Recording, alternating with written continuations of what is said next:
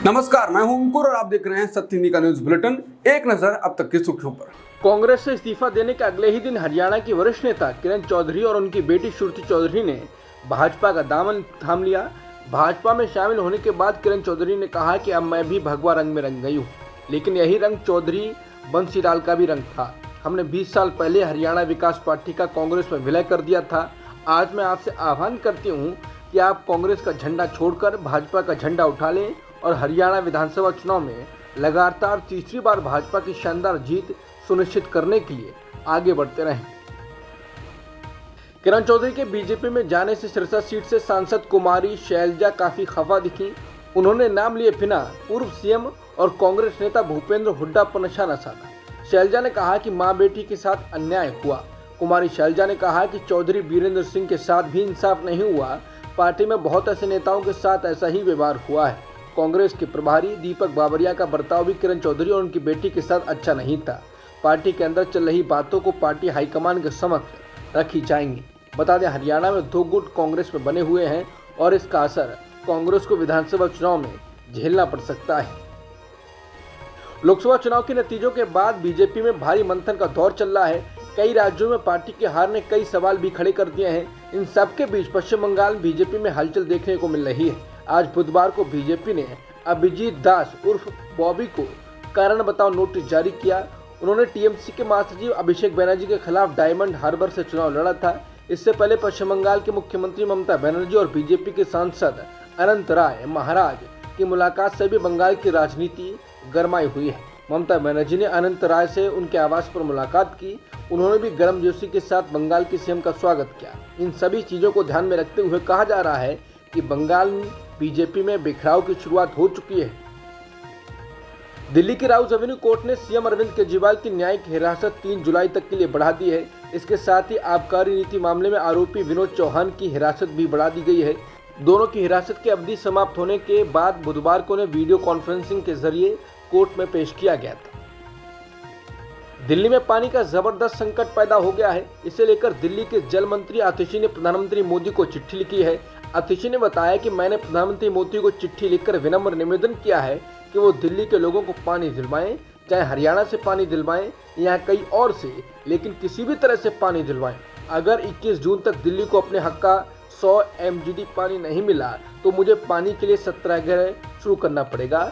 मैं 21 जून से अनिश्चितकालीन अनशन पर बैठूंगी जब तक दिल्ली वालों को उनके हक का पानी नहीं मिल जाता। बेगूसराय से भाजपा सांसद गिरिराज सिंह ने सीतामढ़ी से जदयू सांसद देवेश चंद्र ठाकुर के बयान का समर्थन करते हुए कहा कि देवेश चंद्र ठाकुर को तो बहुत देर बाद याद आया। मैं तो ये 2014 से ही जेल रहा हूँ। मुझे तो लगता है ये जहर मस्जिद और मदरसा के द्वारा समाज को तोड़ने के लिए बोया जा रहा है। ये देश को गजबा हिंद बनाना चाहते हैं। गिरिराज सिंह ने कहा कि हमारी सरकार किसी से भेदभाव नहीं करती है। दूसरी ओर मुस्लिम समाज एनडीए उम्मीदवार को हराने के लिए पूरी ताकत झोंक देते हैं। जम्मू कश्मीर के बारामूला जिले में बुधवार को आतंकियों और सुरक्षा बलों के बीच एनकाउंटर जारी है। यहां के हादीपुरा इलाके में 2 आतंकी मारे गए हैं, जबकि स्पेशल ऑपरेशन ग्रुप का एक जवान घायल हुआ है।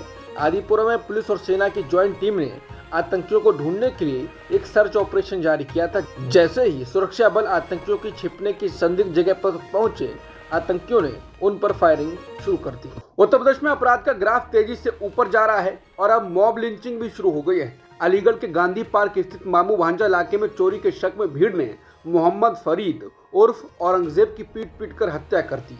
अलीगढ़ पुलिस ने 4 लोगों को गिरफ्तार किया है, लेकिन कुल मिलाकर मामले में लीपापोती करने में जुटी हुई है। मीडिया रिपोर्टों में कहा गया है कि औरंगजेब अपने दोस्त रोहित से मिलने गया था और चाय पीने के बाद जब वो वहां से निकल रहा था तो कुछ लोगों ने उसे देख लिया और औरंगजेब को चोर बताकर चिल्लाने लगे। वहां भीड़ जमा हो गई और उसे लाठियों से बेरहमी से पीटने लगे। इस वजह से औरंगजेब सीढ़ियों से गिर गया। इसके बावजूद भीड़ उसे बेरहमी से पीटती रही। राष्ट्रीय महिला आयोग यानी NCW को इस साल अब तक महिला विरोधी अपराध की 12,600 शिकायतें मिली हैं, जिनमें सबसे अधिक मामले उत्तर प्रदेश से हैं। उत्तर प्रदेश से सबसे अधिक 6,470 शिकायतें दर्ज की गई हैं। यूपी में भाजपा का शासन है, इसके बाद दिल्ली और फिर महाराष्ट्र का नंबर है।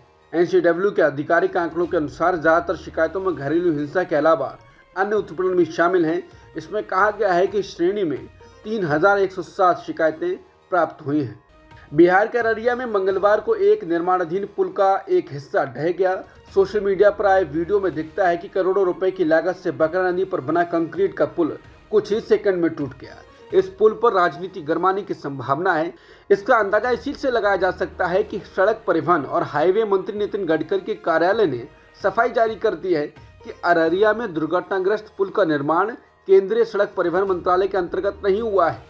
अररिया के उस पुल का काम बिहार सरकार के ग्रामीण विकास मंत्रालय के अंतर्गत चल रहा था। मतलब डबल इंजन की सरकार के एक इंजन ने दूरी बना ली है।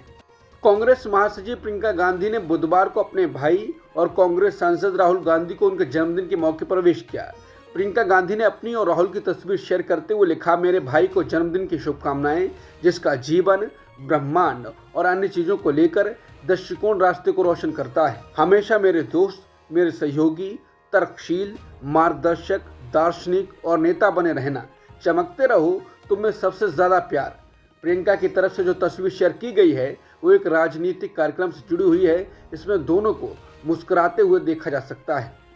अमेरिका ने चीन के खिलाफ चक्रव्यूह रचना शुरू कर दिया है। चीन को अमेरिका ताइवान के बाद अब तिब्बत मामले में घिरने वाला है। इसके लिए अमेरिकी कांग्रेस का एक प्रतिनिधि मंडल भारत आया, जो दलाई लामा से मिला। अमेरिकी सदन की पूर्व स्पीकर नैन्सी पेलोसी उनसे मिली। मिलने के बाद नैन्सी पेलोसी ने कुछ ऐसा भी कह दिया जिससे चीन को आपत्ति हो सकती है।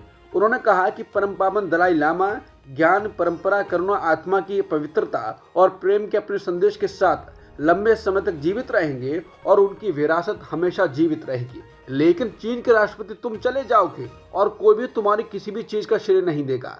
उन्होंने कहा कि परिवर्तन आ रहा है। बता दें, अमेरिका की संसद ने तिब्बत से जुड़ा एक बिल भी पास कर दिया है, जिसे रिजॉल्व तिब्बत एक्ट नाम दिया गया है। ये बिल बुधवार यानी 12 जून को पास हुआ था। सऊदी अरब के मक्का में हज यात्रा पर पहुंचे जायरीन यानी तीर्थ यात्रियों के लिए गर्मी घातक बनती जा रही है। अभी तक 550 से अधिक लोगों की मौत हो चुकी है। अरब के 2 राजनयिकों ने समाचार एजेंसी एएफपी को बताया कि जान गंवाने वालों में लोग सबसे अधिक मिस्र के 323 हैं और जॉर्डन के 60 लोग शामिल हैं। मंगलवार को भी कई लोगों की मौत हुई है। इसके साथ ही मक्का में मरने वालों की संख्या 577 हो गई है। कनाडा की संसद में मंगलवार को खालिस्तान समर्थक नेता हरदीप सिंह निज्जर को श्रद्धांजलि दी गई।